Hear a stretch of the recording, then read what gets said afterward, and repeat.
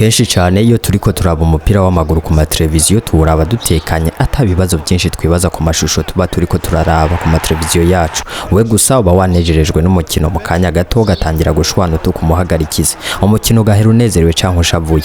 Yamara nyuma yayo masanamu meza cyane aboneka nkayoroshe gukora. Inyuma y'ibyo tutabona hari ibikorwa by'ubuhinga budasanzwe biri mu bigoye kurusha ibindi kuko gufata amashusho y'umukino uri kuba ko kanya nyine si gushira kamera zibiri canke zitatu ku kibuga hama bagafyonda ibuto yo gutangura hoya pe nk'akarorero mu gikombe c'isi kugira ngo ajya amashusho agushikire bakoresha kamera zigera ku 45 kuri buri mukino umwe gusa. Lens imwe yonyene iyo twita nka rugagamisha ya kamera ibigurwa amaero angana n'ibihumbi 227 n'N160 ni hafi umuriyaridi n'igice mu mafaranga y'amarodi kuri lens imwe gusa ya kamera. Iyo ni rugagamisha ituma kamera ishobora gufata amashusho y'ibiri kure cyane canke ibiri hafi kavyondesha. Kongera ko rero umugwi w'abantu benshi cyane babahinga bakoresha izo kamera. Ibyo byose rero bikorwa ku mpamvu imwe gusa kugira ngo wewe uri imbere ya televiziyo yawe ubone amashusho meza cyane atakanenge na kamye kabayemo.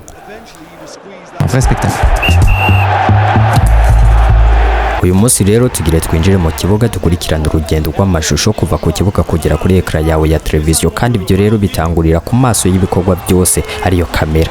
Ku mukino usanzwe rero w'umupira w'amaguru kenshi haba hari amakamera nka 10 canke 15. Haba hari amakamera ajejwe kwerekana ikibuga, ayajejwe gukurikirana abakinyi, ayajejwe kwerekana bamenyereza. Intumbero ni kugira amaso impande zose kugira ngo ntihagire ikintu gikomeye kiba kidafashwe na kamera.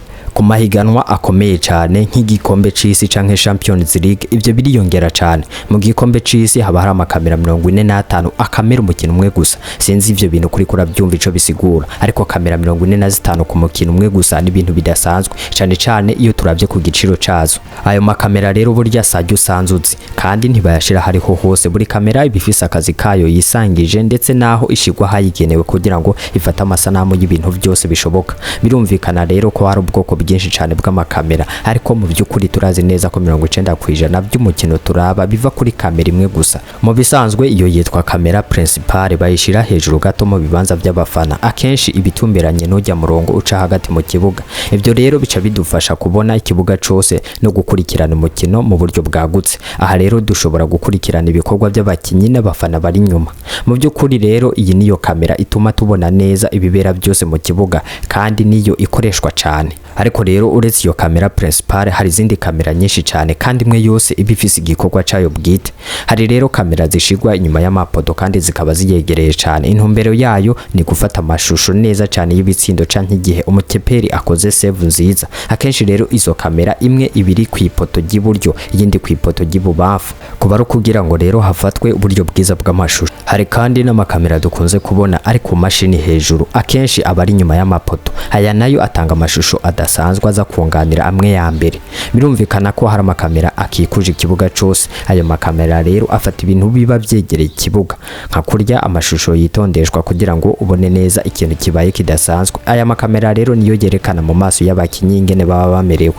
Ayo makamera kandi abategerezwa kuba yihuta cyane kandi ashobora guhindura uruhande yarimwo mu kanyisase. Hari kandi amakamera abari mu bafana kugira ngo afate amashusho atandukanye kandi meza kurusha. Mu bisanzwe rero buri kamera ibifise ikibanza cayo n'igikorwa cayo, zose rero zikoranye zituma atakano na kamwe kadasanzwe kaba utakabonye.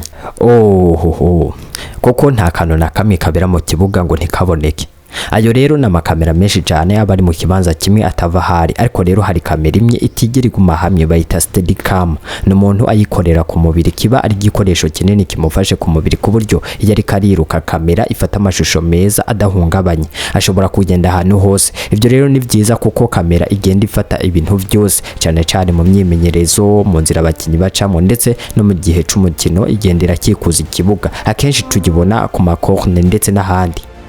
Iyo kamera rero ifise akazi gakomeye cyane gufata amashusho y'umuntu ku giti ciwe nk'igihe umuntu ashavuye ku ntebe y'abamenyereza canke ikindi kintu kidasanzwe kibaye, ku buryo ivyo bituma baraba uwo mukino bamera nk'abahibereye. Ariko igitangaje rero hari umuntu yikorera iyo kamera kandi bipimira biro bishobora gushika ku 30. Wiyumvire rero gukora amasaha 3 wikoreye ikintu gipima ibiro 30. Kabara kazi katoroshe habe na gato. Uwo muntu rero aguma yiruka agenda inyuma y'abakinyi, rimwe na rimwe akagenda asubira inyuma agendesha umugongo, ariko agategerezwa kuguma afata amashusho meza cyane ni nk'umukinyi mu bandi.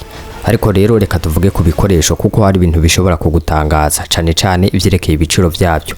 Birumvikana ko amakamera akoreshwa mu gufata imikino y'umupira ataba ameze nkayo tubona abantu basanzwe bakoresha. Ayo makamera bayita broadcast, yakozwe kugira ngo akora akazi ko kwerekana ibintu biriko biba ko kanya nyene ikibiriraho. Ayo makamera aba yizewe cyane mu gihe cyo gutangaza ibintu biriko biba ko kanya nyene. Aya makamera kandi akora amasaha menshi cyane adashuha kandi akaguma akora neza. Ibaze ko igiciro ca kamera imwe gishobora kugera ku bihumbi 50 vy'iyero, ariko uvyumve neza ko ari kamera gusa. Iyo uravye igiciro ca lens canke rugagamisha niho ubona ko ibintu bitangaje cyane. Mu mukino rero haba hakenewe lens ishobora kukagamisha cyane gose canke ikagabanya amashusho mu kanya gato cyane. Lens nk'iyo rero ntibisanzwe kandi bizimvye cyane. Iyo lens rero irihuta cyane kandi kuyikoresha neza bisaba ubuhinga bwinshi cyane. Igiciro cyayo naco kingana n'amayero arenga ibihumbi 200. Aha rero turiko tuvuga lens gusa, no kuvuga ayarenga umuriyaridi w'amarundi. Aha kamera ntibirimwo, icihagarara ko ntikiba kirimwo, umuntu ayikoresha nawe ntabarimwo. Aha rero niho umuntu atangura gutahura ukuntu akazi ko gufata amashusho kagoye cyane mu mukino. Buri mu kameramani aba yambaye ekuteri bituma yumva amabwirizwa y'umuyobozi w'amashusho. Ubwo rero ategerezwa gutumbereza ku mukinyi mu masegonda makeya cyane, gukora zoom ndetse no gutuma ishusho riba rikeye neza cyane. Ategerezwa gukurikirana umukino ndetse akibwira ibigire bibe muri ako kanya nyene. Gukurikirana dribble canke shoot bisaba gukurikirana ikintu kimwe gusa atagusamara habe na gato. Hari rero izindi kamera ziba zidasanzwe nk'iyitwa spider cam. Iyi ni kamera ibiri hejuru y'ikibuga ifashwe n'imigozi ine ifatanye n'ikibuga. Iyi kamera itanga amashusho yo hejuru kandi gatuma umuntu ari karaba match yumva ameze nk'uri mu kibuga. Birinda gukoresha drone gusa kuko yoshobora gukorokera ku mukinyi. Spider cam rero yo iba yizewe kubera ibifashwe n'imigozi, naho rimwe na rimwe nayo ishobora gukoroka. Kuri spider cam nayo ibifisa abantu babiri bayikontrola, umwe abagenzura uko igenda uwundi akagenzura kamera ubwayo. Mu mahiganwa akomeye cyane nk'igikombe c'isi hari amadrone akoreshwa mu gufotora ikibuga cose, haba hanze ndetse n'indani mu kibuga. Ubu rero hari ikindi kintu gishasha baheruka kongeramo, ico bita POV, no kuvuga kamera bashira ku muntu umwe. Mu gikombe c'isi bayishize ku muhagarikizi, mbere ngira hazogera naho bashira kamera ku bakinyi bose. Bo ivyo ntawe ubizi. Ako rero kabaraga kamera gato cyane ashira ku gutwi, kaba gapima amagarama 18 gusa, ariko rero gafata amashusho meza cyane. Uravye amashusho gafata ubona asa n'ayatwengeje, ariko gafisa akamaro gakomeye cyane mu gukurikirana ibintu vyose. Twavuze byinshi cyane rero kuri kamera, ubonaho reka turabe kubijanye n'amajwi. Mu by'ukuri nta muntu n'umwe abaho ashobora kukwizeza ko afise ububasha bwo gusubiza ibihe inyuma, uwo ntabaho. Ariko yamara genze umuntu ashobora kugutembereza muri kahise kawe, buri ntambwe waciyemwo mu buzima bwawe bwose akayikwereka biciye mu mafoto n'amashusho akeye neza cyane, afatwa n'abahinga bavyigiye bakabiminuza. Uwo nta wundi mvuga ni Force Studio. Aha rero niho urwibutso rw'ubuzima bwawe bwose butangirira, kubera ko muri Force Studio ntibafotora gusa, ahubwo bandika ubuzima bwawe mu mafoto n'amashusho akeye neza cyane. Aba yiteguye kumara imyaka n'imyaka gisa neza. Bo batanze abandi kumenya ko ifoto imwe ivuga ibihumbi by'amajambo. We gusa fata akanyo bagane, nabo bagufata urwibutso rw'ubuzima bwawe bagufotora ukuri, bigatuma ubwiza bwawe bugaragara kurusha uko wabikeka. Ndakubwije ukuri iyo foto izo biciro cy'ubuzima bwawe. Force Studio bazwi ko aribo bantu bafata amashusho meza y'ubukwe ku buryo niyo wo yaraba inyuma y'imyaka 80 uzongera kugira umunezero nk'uwo wagize ugira mariage, kubera ko bo bazi ko ubukwe bwawe atari umunsi mukuru gusa, ahubwo hari inkuru y'ubuzima bwawe bagaheza bakayandika mu mashusho n'amafoto. Force Studio wizere baheze babika akanyamuneza kawe mu mashusho. Muri Force Studio babakorera photoshoot za mariage mu mafoto n'amashusho mu buryo bwa Full HD ndetse na 4K, amwe asa neza cyane. Amafoto n'amashusho y'abageni imbere y'ubukwe ndetse na nyuma y'ubukwe, hamwe na editing na album digital y'akarorero. Bakora amafoto y'umuryango haba hanze ndetse no muri studio indani.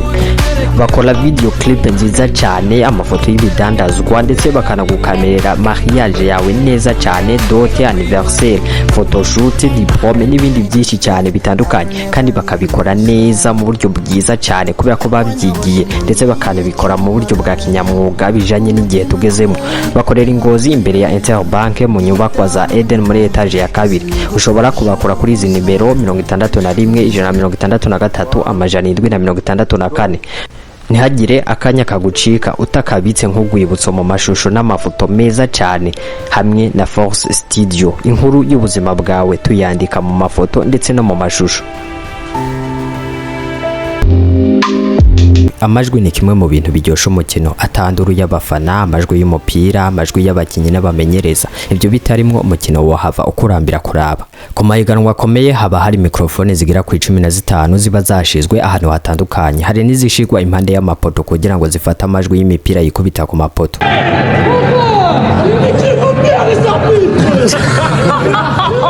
Nkuko rero biba bimeze ku makamera, hari umugwi w'abahinga mu vy'amajwi ubujejwe kuyatunganya kugira ngo uraba umukino yiyumve nk'uri ku kibuga. Ntibiba byoroshe guhingura ayo majwi mu mwanya muto cyane, kandi ugasanga ibintu biriko bigenda neza cyane. Tumaze rero kubona uko kamera ndetse n'ama mikrofone bikora, none ivyo bifashe bica bijahe. Hari bice bibiri aho amakamera ahurizwa ndetse n'amajwi hakoreshejwe amakable, ariko atari zijya dusanzwe tuzi. Bakoresha izabigenewe kugira ngo amashusho ntazaracikagurika.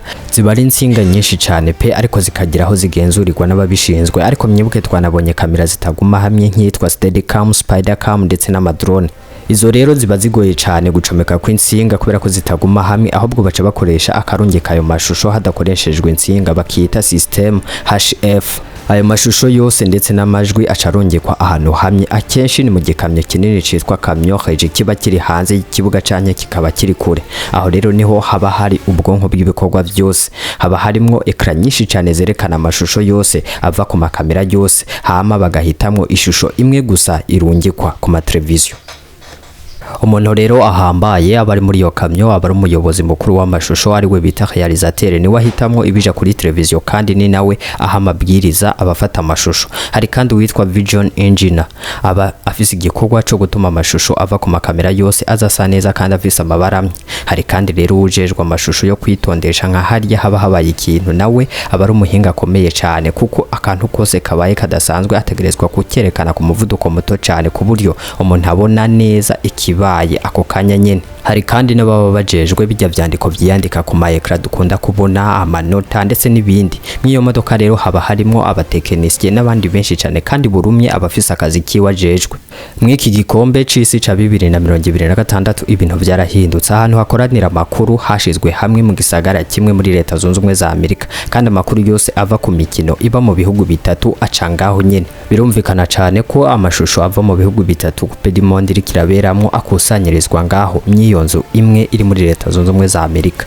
Ibaze ko baba bafise ubushobozi bwo gutanga amashusho ndetse n'amajwi angana na terabyte 7 ku isegonda rimwe gusa. Biratangaje cyane kubona umukino uri kubera ku birometero 2000 ushobora gutunganyirizwa ko kanya nyene ahantu hamwe. Hari kandi n'ubundi buhinga bwaje bita goal line technology, bukoresha kamera 7 ziraba ku ipoto rimwe kugira ngo hamenyekane nimba umupira warenze umurongo canke utawurenze. Izo kamera rero ziba zihuta cyane birengeje urugero, ku buryo igitsindo cinjiye ku kantu kameze nk'agasaha arbitre aba yambaye ku kuboko gaca gasona kerekana ko igisindo cinjiye.